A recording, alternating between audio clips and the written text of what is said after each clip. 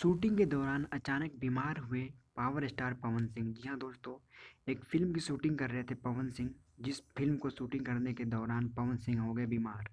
और पवन सिंह के बीमार होने पर उनकी पत्नी यानी कि ज्योति सिंह मिलने पहुंची पवन सिंह से। जी हाँ दोस्तों, भोजपुरी के पावर स्टार पवन सिंह एक फिल्म की शूटिंग कर रहे थे, जिस फिल्म की शूटिंग के दौरान वो बीमार हो गए। और बीमार होने की हालत में वो बहुत ज़्यादा ही अपने तकलीफ़ में थे। लेकिन इसी तकलीफ़ को सामना करने के लिए उनकी पत्नी, जिनको वो तलाक दे चुके हैं, यानी कि ज्योति सिंह उनसे मिलने पहुंची। जी हाँ दोस्तों, भोजपुरी के पावर स्टार पवन सिंह की बहुत बड़ी खबर भोजपुरी फिल्म इंडस्ट्री से आ रही है। तो सबसे पहले हम आपको बता रहे हैं, अगर आप भोजपुरी के पावर स्टार पवन सिंह के सच्चे वाले फ़ैन हैं तो इस वीडियो को एक लाइक और चैनल को सब्सक्राइब ज़रूर करें, जिससे कि हम आपके लिए एक से बढ़ के एक न्यूज़ और एक से बढ़ के एक वीडियो लेकर आते रहें। Thank you.